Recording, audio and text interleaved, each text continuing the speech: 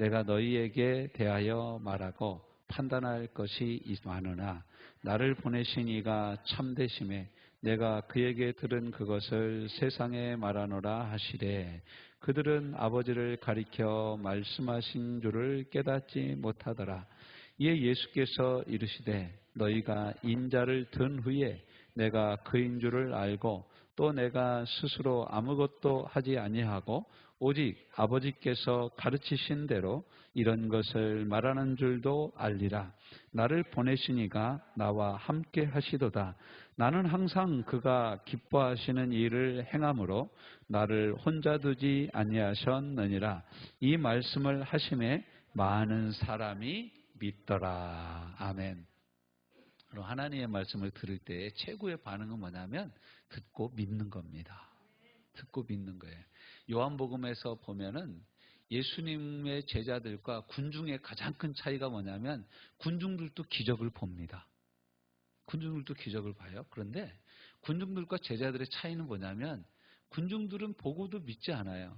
근데 제자들은 보고 나면 꼭 믿습니다. 여러분, 저와 여러분은 꼭 듣고 나면 꼭 믿읍시다.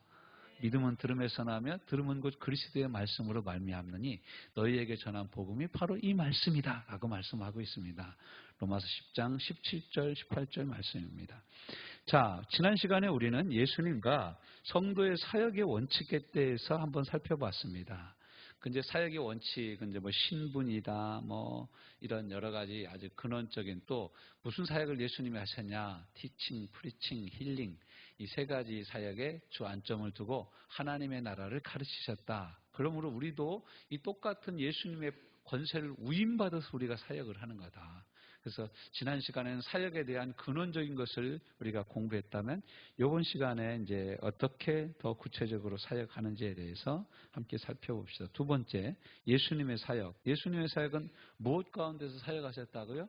관계 가운데서 감당하셨다. 아버지와 아들의 관계에서 예수님의 사역은 진행이 됐어요. 그러니까 하나님 아버지가 기뻐하시는 일을 아들 예수 그리스도가 하시는 거예요. 우리도 마찬가지죠. 하나님 아버지가 기뻐하시는 그 일을 저와 여러분도 하는 줄로 믿습니다. 그래서 오늘 우리가 읽은 본문에서 보면 예수께서 이르시되 너희가 인자를 든 후에야 내가 그인 줄 알고 내가 또 스스로 아무것도 하지 아니하고 오직 아버지께서 가르치신 대로 이런 것을 말하는 줄도 알리라. 그러니까 예수님의 모든 말은 하나님이 가르쳐 주신 말로 하신 거예요. 우리도 이상한 말 하면 안 됩니다. 무슨 말을 해냐? 하나님이 우리에게 주신 말을 말해야 됩니다. 하나님이 우리에게 주신 말. 정말 이 성경은요, 우리에게 가르쳐주는 바 중에 말에 대해서 정말 많이 가르쳐주거든요. 왜냐하면 우리의 대부분의 삶이 말로 표현되기 때문에 그렇습니다. 말로. 여러분, 보험도 이렇게 들다 보면은 녹음을 한다고 그러잖아요. 그 녹음이 효력이 있는 거예요. 지면에 쌓이는 것과 같은 똑같은 효력이 있는 거예요. 똑같은 효력이 있는 거예요. 그래서 아버지와 아들, 성자 하나님과 성령 하나님 이렇게 이 관계 가운데서 예수님이 사역을 하셨어요. 그리고 두 번째, 2번 같이 읽어봅시다. 시작. 성령의 능력으로 사역하셨다. 예, 사도행전 10장 38절 말씀 우리 다 아는 말씀이죠. 뭡니까? 하나님이 나사렛 예수에게 성령을 기름 붓듯 하심에 저가 두루다니며 착한 일을 행하시고 마귀에게 눌린 자를 자유케 하고 모든 병든 자를 고치시는 거예요. 이 사역을 예수님이 성령의 능력으로 충만하셔서 하셨어요. 또 누가복음 4장 18절부터 21절까지 말씀해 보면 여호와 주 여호와의 신이 내게 임하셨으니 이는 가난한 자들에게 복음을 전파하게 하려 하심이라. 포로된 자에게 자유를, 눈먼 자에게 다시 보게 함을, 마음이 눌린 자를 자유케 하며 주의 은혜의 해를 전파하게 하려 하심이라. 여러분, 이게 복음이 하나님의 은혜의 해가 열린 거예요, 우리에게. 여기를 들어오면 모든 사람이 구원을 받는 은혜의 희년이 열린 거예요. 은혜의 자유해. 그러니까 이 시대가 지금까지 예수님부터 지금까지 계속된 줄로 믿습니다. 그래서 예수님 누가복음 4장 21절 말씀에 보면 뭐라 그래요? 그렇게 읽으신 성경을 딱 성경 맡은 자에게 던져주시고 뭐라고 합니까? 이 글이 오늘날 너희 귀에 응하였느니라. 이 말씀 무슨 뜻이에요? 이 말씀이 오늘 너희가 듣는 바대로 이루어진 말씀이다라는 거예요. 우리도 마찬가지입니다. 여러분 무엇에 포로되어 있습니까? 무엇에 눈멀어 있습니까? 무엇에 눌려 있습니까? 마음이 눌리고 답답합니까? 여러분 복음 대신 예수 그리스도를 붙잡으십시오. 진리를 알지 진리가 너희를 자유케 하리라. 요한복음 8장 32절의 말씀처럼 그 진리가 저와 여러분을 자유케 하여 주시는 줄로 믿습니다. 그러므로 그리스도 예수 안에 있는 자에게는 결코 정죄함이 없나니 이는 그리스도 예수 안에 있는 생명의 성령의 법이 죄와 사망의 법에서 너를 해방하였습니다. 로마서 8장 1절 2절의 말씀. 예수 그리스도 안에 있는 생명의 법이 저와 여러분을 해방시키고 자유케 하여 주셨습니다. 성령이 우리 가운데 임하시면 우리가 이 자유를 누리게 되는 줄로 믿습니다. 요즘에는 이 찬양 별로 안 부르는데 저희 20대 때는 한참 나 자유 얻었네, 너 자유 얻었네, 우리 자유 얻었네 이렇게 하는데 그래서 나 자유 얻었네, 너 자유 얻었네, 우리 자유 얻었네, 주 말씀하시길 죄사슬 끊겼네, 우리 자유 얻었네, 할렐루야. 찬양하고 율동 같이 했던 거 기억납니다. 여러분 복음은 우리에게 자유를 줘요. 자유. 근데 뭐 우리 삶이 바뀌지 않아도 우리 영혼 근본 아주 이 하나님 우리에게 주신 자유는 이 존재 자체로 자유한 거예요. 그러니까 어떤 조건과 상황이 있어서 자유하고 조건과 상황이 주어졌기 때문에 기뻐하고 조건과 상황이 주어졌기 때문에 감사하는 게 아니라 이 구원받은 자체가 기쁨이고 구원받고 살고 있는 내 존재 자체가 감사고 내가 존재하는 이 자체가 주께서 나와 함께 하시는 이 자체가 감사하는 거예요. 그래서 하박국서 3장 16절 17절 말씀에 보면 비록 무화과가 무성치 못하며 무화과나무가 무성하지 못하며 감람나무에 소출이 없고 외양간에 송아지 없고 우리의 양이 없을지라도 난 여호와로 인하여 뭐 하나 빠진 것 같은데 포도나무가 빠졌구나. 포도나무. 그래서 이게요, 이스라엘 농부들이 갖춰야 될 필수 5대 조건이라고 그래요. 농부는 이스라엘 농부는 항상 5가지가 있어야 된다는 거예요. 근데 이것이 다 없을지라도 난 여호와로 인하여 즐거워하며 내 구원의 하나님을 인하여 기뻐하리로다. 저가 내 발을 사슴의 발같이 하사 나로 나의 높은 곳에 다니게 하시는도다. 할렐루야. 저 여러분의 영원한 찬송이 되는 줄로 믿습니다. 영원한 찬송이 되는 줄로 믿습니다. 그래서 이제 요한복음 3장 34절 말씀에 보면 뭐라고 나와 있습니까?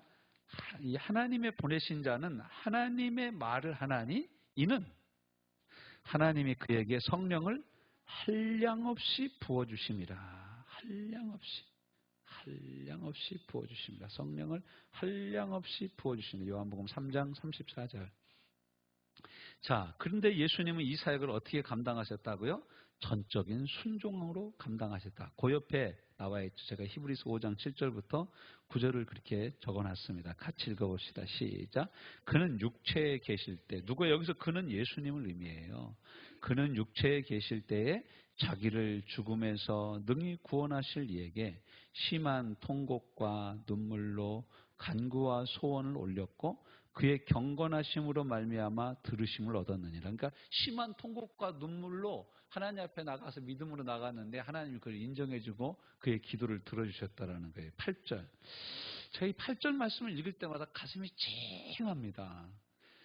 여러분도 오늘 읽을 때 찡하는 은혜가 있기를 바랍니다. 시작. 그가 아들이시면서도 뭐였다고요?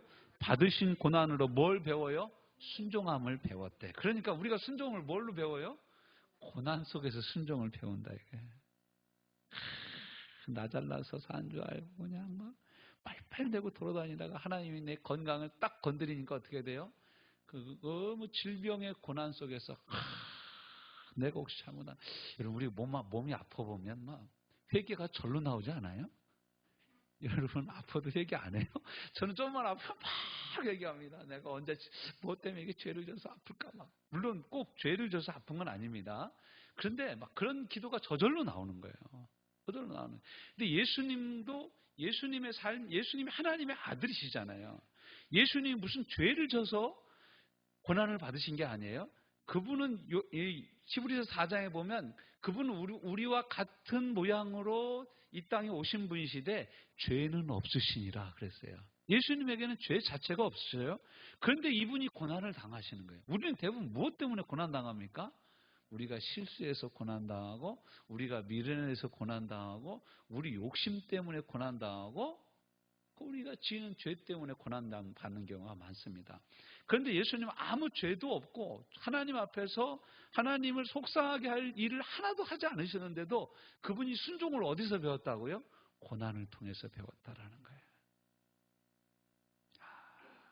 그 제가 이 8절만, 이 히브리서 5장 8절을 읽을 때마다 찡찡한 거예요. 9절 시작.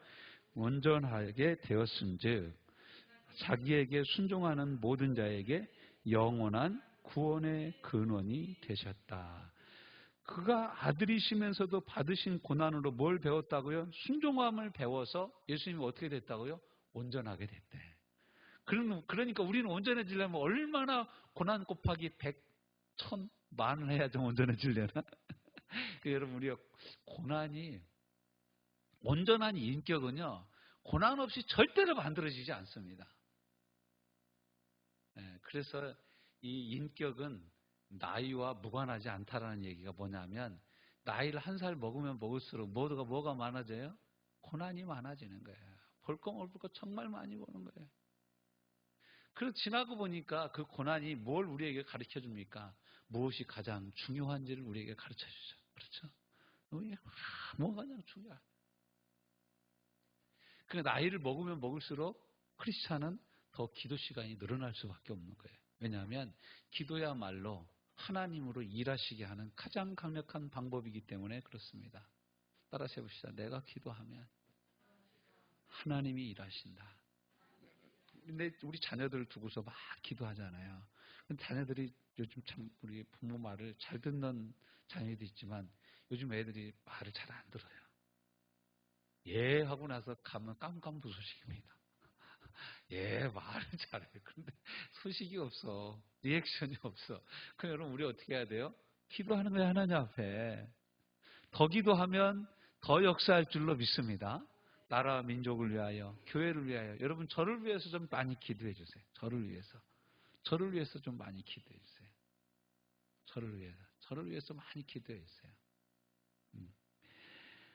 다 함대하도록 기도해 주세요. 하나님 앞에 다 함대하게 사역할 수 있도록 기도해 주세요. 자, 그리고 나서 예수님이 어떻게 하냐? 그 다음에 보면 이제 4번이죠. 예수님 사역을 어떻게 감당하셨냐? 기도로 감당하셨다. 이건 그 옆에 나와 있죠. 누가복음 22장 39절부터 41절 그 옆에 제가 바로 옆에 나왔어요. 이 39절 같이 있습니다. 시작. 예수께서 나가사 무엇을 따라? 습관을 따라. 거기다 여러분 빨간색으로 동그라미 쳐놔. 습관을 따라서. 여러분 기도는 뭘로 하는 거다? 습관으로 하는 거다. 공부는 엉덩이로 하는 거고 기도는 습관으로 하는 거예요. 기도하는 습관이 있어야 돼. 여러분 우리가 남의 집 들어가거나 그러면 잠깐 무릎 꿇고 기도하잖아요. 이거 뭐예요? 습관인 거예요. 밥 먹을 때 우리가 주여 감사합니다. 이거 기도하는 거 습관인 거예요. 경건한 습관을 가져야 돼. 아침에 일어나면 내 발이 방바닥에 땅에 닿기 전에 기도하는 거예요. 침대에서. 그 인도네시아에서 아주 큰 목회를 하고 계신 목사님 한 분이 한국에 오셔서 부흥회를 했는데 그분 강의를 이렇게 제가 얘기를 듣는데 그분이 뭐라고 하냐면 자기는 어떻게 그렇게 큰 목회를 감당하는데 자기는 침대에서 일어나기 전에 30분간 방언으로 침대에서 기도한대요.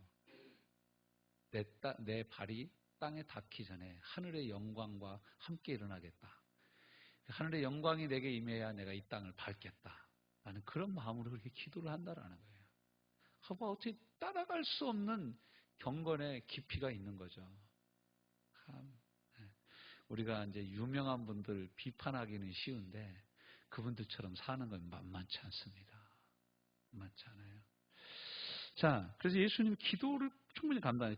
자, 습관을 따라 감람산에 가시며 제자들도 어떻게 해요? 따라갔어요. 제자들은 따라쟁입니다. 따라쟁이. 제자는 뭐냐? 따라가는 거예요. 기도 습관을 따라서. 기도하면 따라가는 거예요. 여러분, 여러분 습관이 덜 됐으면 계속 그 습관을 만들어 가시기 바랍니다. 좋은 습관은 관리해야 생깁니다. 나쁜 습관은 관리하지 않아도 잘 생깁니다. 밥 먹고 그냥 디비지는 거, 막 누워있는 거, 그냥 TV 리모컨을 붙잡고 계속 소파에서 뒹굴거리는 거, 이런 건 노력하지 않아도 저절로 폼이 잡힙니다. 그런데 여러분, 내가 TV를 몇 시부터 몇 시까지만 봐야 되겠다. 내가 컴퓨터 언제부터 언제까지만 해야 되겠다. 딱 시간을 정하고 그 이상 하지 않는 것은 훈련이 필요한 거예요.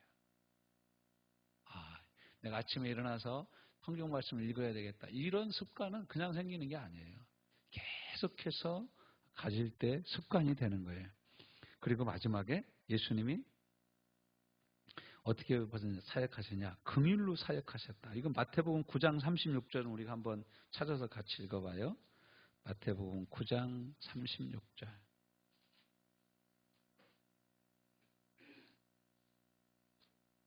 9장 36절 시작. 무리를 보시고 뭐 어떻게 얘기해요? 불쌍히 여기시니 이는 그들이 목적 없는 양과 같이 고생하여 기진함이라. 그 예수님은 그래서 그들 위해서 기도하고 또 뭐 5만 명이 넘는 사람들이 모여있어. 근데 설교 듣다가 돌아가라고 그러니까 그냥 가면 길에서 기진할 것 같으니까 오병이어의 기적을 일으키고, 그 주님의 기적과 역사는 항상 보면 무엇 때문에? 긍휼 때문에. 그 옆에 제가 누가복음 7장 13절 말씀을 적어놨죠. 누가복음 7장 13절. 주께서 시작. 주께서 과부를 보시고 불쌍히 여기사 울지 말라 하시고. 울지 마라. Don't cry. 울지 마. 울지 마라고 얘기해. 왜 울지 마라고 그랬냐? 이게 어디 얘기예요? 나인성으로 가실새. 성에서 과부가 자기 아들이 청년이 죽어서 그 상여를 메고 나오는지라. 얼마나 이 과부가 이 하나밖에 없는 아들이 죽었으니까 얼마나 기가 막히게 울었겠어요. 이건 과부에게 아들 하나는 남편과 같은 것 동시에 아들과 같은 존재인 거죠. 전부 그 여인의 모든 소망이 이 아이에게, 아들에게, 청년에게 있는 거죠. 근데 그 소망이 사라져서 얼마나 슬프게 울었겠어요. 제가 어렸을 때 우리 어머니 친구들이 한 번은 모여서 제가 무슨 얘기 하나 들어보니까 이런 얘기를 하더라고요. 오늘 누구 죽었잖아. 근데 그게 곡을 그렇게 하면 되냐? 그래서 여자들이 모여서 별로 어머니를 사랑하지 않는 것 같아. 좋아하지 않았나 봐. 딸들이 그렇게 곡이 뭐야? 그러니까 옆에 있는 아줌마가 우리 엄마 보고, 그러면은 아줌마는 어떻게 곡했을 거예요? 나 같으면 이렇게 하지. 아이고! 막 그러면서 흉내를 내는 거예요. 근데 옆에서 누가 한참 웃었어요. 여러분, 이 곡을 하는 것도 이 구성요. 근데 여자들의 곡은 그렇잖아요. 제가 아주 슬프게 우는 한 남자를 한번 본 적이 있어요. 서울에서 제가 사역을 할 때인데, 그 목사님 아버님이 돌아가셔서 갔어요. 근데 그 목사님 아버님은 연만하셔서 돌아가셨어요. 근데 다 조문을 하고 이제 저는 돌아 나오려고 딱 이제 화장실에 갔다 나오는데, 그 목사님네 장례식장은 막 특실 되게 큰 거에서 장례식을 치르고 있었고, 그 특실 옆으로 가니까 조그만 룸이 하나 있더라고요. 근데 거기 웬 젊은 여자가 초상 아래 있고 남자 하나가 초등학생 정도 되는 여자애를 붙잡고 같이 우는 거예요. 뭘 하면서 우냐면 그 애 이름을 부르면서, 야, 이제 아빠는 어떻게 산다냐, 이러면서 우는 거예요. 이야, 나 지금 생각해도 눈물이 나요. 야, 이제 아빠는 어떻게 사냐. 이 엄마가 이렇게 갔는데 아빠는 이제 어떻게 살아야 되냐. 그 애한테 그런 얘기를 왜 하는지 모르겠어요. 근데 얼마나 답답하면 그 얘기를 하겠어요. 그러니까 막 그 친구도 한 명 옆에 있었는데, 야, 힘내라. 너 애한테 이러면 어떡하냐. 막 그러면서 하는데, 이 남자가 거의 우는 거예요. 그 아내의 그 초상 앞에서, 영정사진 앞에서. 아내들이요, 먼저 죽지 마시길. 참. 그런데 이 예수님이 이 여인의 모습을 보면서 본래 이 선지자나 제사장들은요, 이 죽은 시체를 만지지 않습니다. 상해를 만지지 않아요. 이 당시 유대인들은 다 그렇게 생각을 해요. 상해를 만지거나 죽은 시체를 만지면 7일간 부정한 거예요. 그래서 목욕을 하고 이스라엘 진영에 들어가지 못했었어요. 이게 이제 율법이었는데 예수님이 이 여자가 우는 모습을 보고 너무 불쌍해 가지고 상해를 딱 붙잡습니다. 상해를 잡으면 상해가 서는지라 예수께서 이르시되 청년아 일어나라. 할렐루야. 이게 예수님의 긍휼에서 흘러나오는 능력의 말씀인 거예요. 예수님의 모든 병 고치는 사역에는 사람을 불쌍히 여기시는 긍휼이 있는 거예요. 긍휼. 컴패션.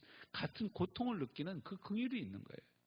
그러니까 여러분 이 치유 사역은 항상 이 긍휼한 마음이 있어야 됩니다. 환자를 긍휼히 여기는 마음이 있어야 돼요. 긍휼히 여기는 마음. 이것이 없으면 계속 사역할 수 없죠. 자, 이제 3번으로 넘어갑니다. 성도들의 사역 또한 예수님의 사역과 마찬가지입니다. 우리의 사역도 무엇으로부터 시작됩니까? 관계 가운데서 사역한다. 예수님 우리의 주님이시고 우리는 주님의 종이고 가족 관계 가운데서 시작합니다. 하나님 우리 아버지시고 우리는 그의 자녀입니다. 요한복음 1장 12절 말씀 시작. 영접하는 자 곧 그 이름을 믿는 자들에게는 하나님의 자녀가 되는 권세를 주셨으니. 자, 그 밑에 로마서 8장 16절 17절 말씀도 같이 읽어봅시다. 그 옆에다가 제가 기록해놨죠. 시작. 성령이 친히 우리가 하나님의 자녀인 것을 증언하시나니 자녀이면 또한 상속자 곧 하나님의 상속자요 그리스도와 함께한 상속자니 우리가 그와 함께 영광을 받기 위하여 고난도 함께 받아야 할 것이니라. 아멘 아멘 아멘. 고난도 함께 받아야 할 것이니라. 그리고 이제 우리가 하는 사역의 중보자는 누구시라고요? 예수 그리스도시죠. 하나님과 사람 사이의 중보도 유일하신 예수 그리스도. 이게 이제 디모데전서 2장 5절 말씀인데 어느 분이 찾으셨으면 한번 읽어주실래요? 디모데전서 2장 5절. 영에 찾았냐?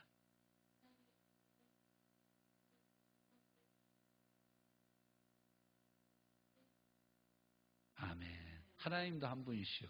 하나님과 사람 사이의 중보도 한 분이시니 그 사람이신 그리스도 예수시라. 할렐루야. 오직 예수님 이 관계 가운데서 우리가 사역을 하는 거예요. 이 관계에서 벗어나면 안 됩니다. 그래서 예수님 뭐라고 얘기합니까? 요한복음 15장 1절부터 11절까지 말씀에서 포도나무와 가지에 대해서 얘기하는 거예요. 농부 되신 하나님 아버지와 포도나무 되신 예수 그리스도 가지된 우리에 대해서 말씀하는 거예요. 너희가 나를 떠나서는 아무것도 할 수 없다. 불과 분리의 관계 가운데서 우리는 사역을 하는 거예요. 하나님의 말씀대로 순종하면 깨끗한 가지가 돼서 많은 열매를 맺게 되는 것이죠. 너희는 내가 일러준 말로 이미 깨끗하여야 되니라. 하나님의 말씀으로 저와 여러분은 깨끗하여진 줄로 믿습니다. 또 두 번째, 우리는 역시 또 성령의 능력으로 예수의 증인된 삶을 산다. 이거예요. 사도행전 1장 8절 우리가 다 아는 말씀이죠. 시작. 오직 성령이 너희에게 임하시면 너희가 권능을 받고 예루살렘과 온 유다와 사마리아와 땅끝까지 이르러 내 증인이 되리라 하시니라. 아멘. 사도행전 20장 24절 말씀 어느 분이 찾아서 한번 읽어주실래요? 사도행전 20장 24절.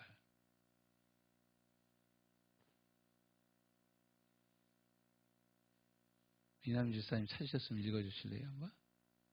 사도행전 20장 24절.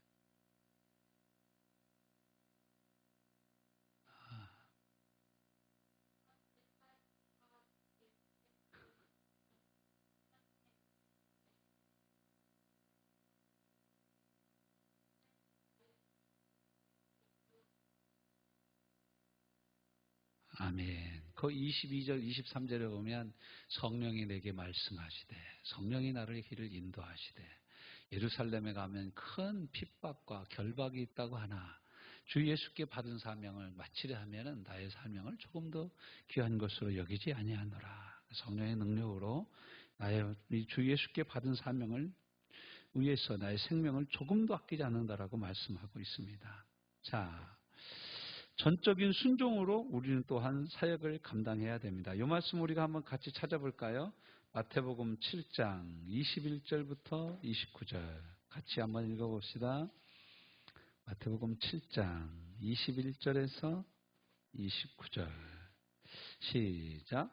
나더러 주여 주여 하는 자마다 다 천국에 들어갈 것이 아니요 다만 하늘에 계신 내 아버지의 뜻대로 행하는 자라야 들어가리라. 그날에 많은 사람이 나더러 이르되 주여 주여 우리가 주의 이름으로 선지자 노릇하며 주의 이름으로 귀신을 쫓아내며 주의 이름으로 많은 권능을 행하지 아니하였나이까 하리니 그때 내가 그들에게 밝히 말하되 내가 너희를 도무지 알지 못하니 불법을 행하는 자들아 내게서 떠나가라 하리라.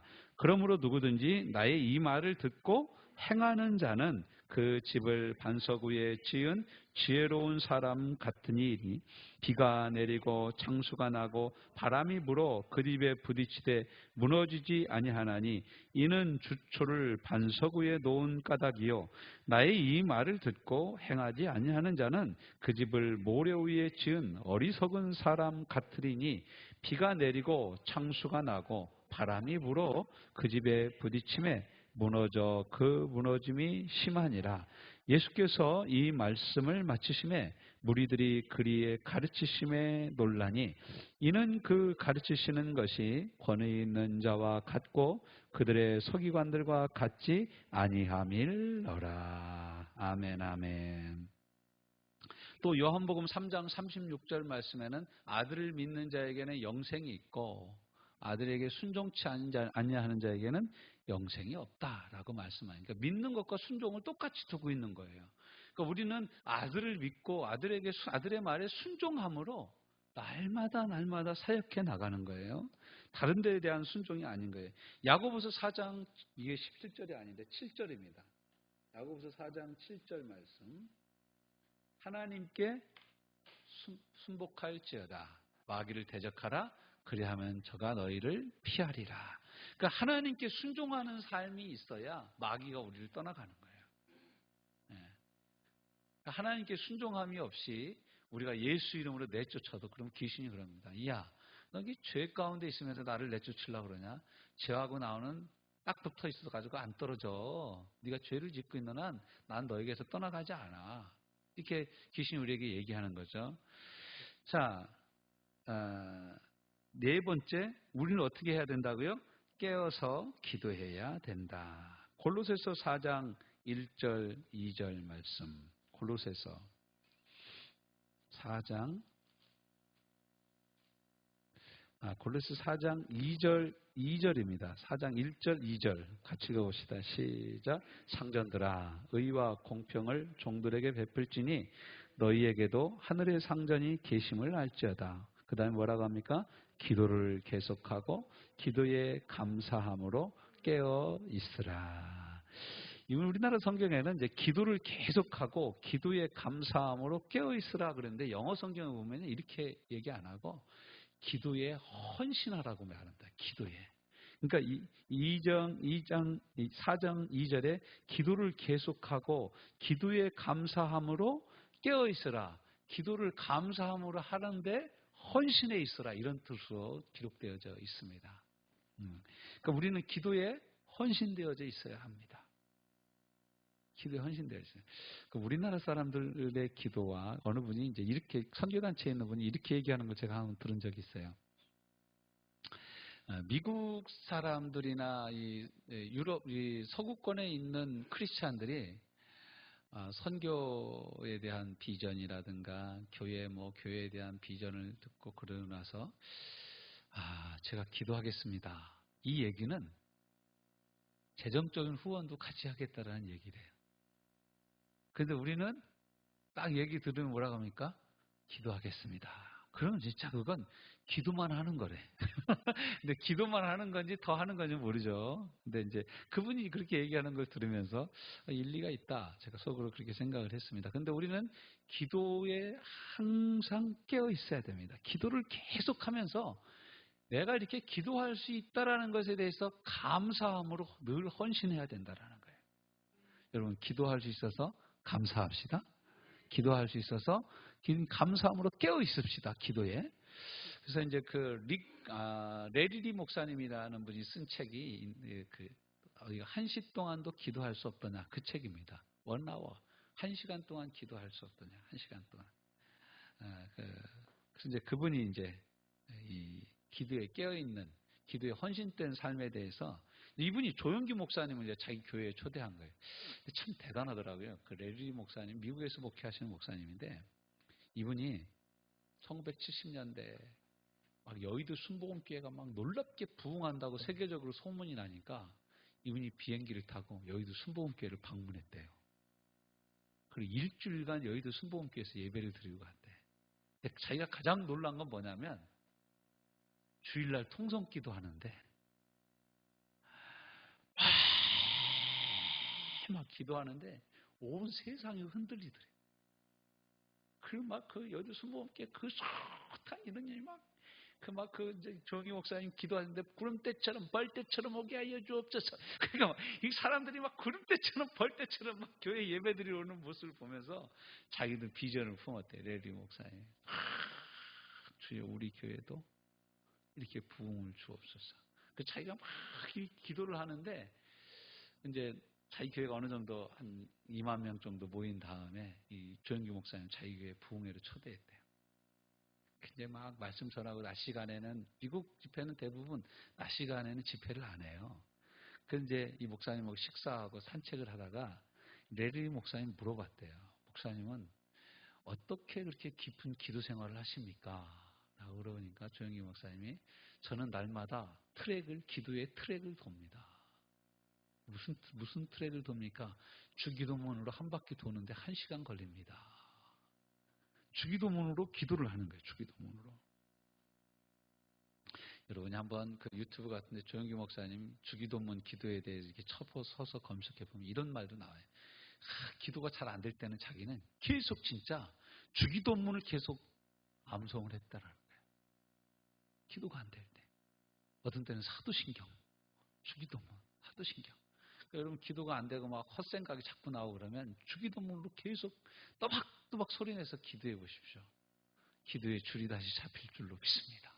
그렇게 기도로 헌신해야 돼. 그래서 조영기 목사님 쓴 책에 보니까 조영기 목사님이 1시간 기도하는데 또 다른 방법은 뭐냐면 성막 기도를 얘기해요. 성막이 이제 문이 딱 열고 들어가면 번제단이 있잖아요. 번제단은 예수 그리스도. 그 다음에 물두멍이 있잖아요. 물은 하나님의 말씀이죠. 손을 씻어서 회개하고. 성막문을 열고 들어가면 오른쪽 편에 12 진설병이 있잖아요. 그 진설병이 하나님의 말씀이잖아요. 말씀의 떡을 먹고. 그 다음에 왼쪽으로 가면 등잔이 있잖아요. 그 성령의 역사죠. 등잔이. 그 성령이 환영하고 모셔드리고 받아들이고 성령의 은사와 역사가 일어나도록 기도하고 그 다음에는 분향단이잖아요. 분향단은 기도, 중보기도 하고 그 다음에 이제 지성소로 들어가잖아요. 거기는 언약궤와 하나님의 임재가 있는 것이죠. 거기서 하나님을 찬양하고 하나님을 높인다는 거예요. 자기가. 그러면 1시간이 걸린다는 거예요. 우리도 성막기도 배웠죠. 제가 여러분에게 가르쳐줬던 걸로 기억이 납니다. 혹시 기도에 깨어 있어야 된다. 5번째, 우리도 누구의 마음으로 사역을 해야 된다? 주님의 마음으로 사역해야 된다. 제가 여기 적어놨죠? 시작. 누가 주의 마음을 알아서 주를 가르치겠느냐? 그러나 우리가 그리스도의 마음을 가졌느니라. 아멘, 아멘, 할렐루야. 우리가 그리스도의 마음을 가졌다 이거예요. 그리스도의 마음을 가졌다. 빌립보서 2장 5절부터 10절까지 말씀해 보면 너희 안에 이 마음을 품으라. 곧 그리스도 예수의 마음이니 그는 근본 하나님과 본체시나 동등됨을 여길 것으로 여기지 아니하시고 취할 것으로 여기지 아니하시고 자기를 비워 종의 형상을 가지고 우리 가운데 오셔서 죽기까지 하나님의 십자가에 죽기까지 하나님의 말씀에 순종했다라고 말씀하셨어요. 우리도 이러한 순종과 기도가 있으시기를 주님의 이름으로 축원합니다. 예수님이 그렇게 사역하신 것, 우리 성도의 사역 1번부터 5번을 이렇게 붙잡고 이 시간 우리 함께 뜨겁게 기도하는 시간 갖도록 하겠습니다.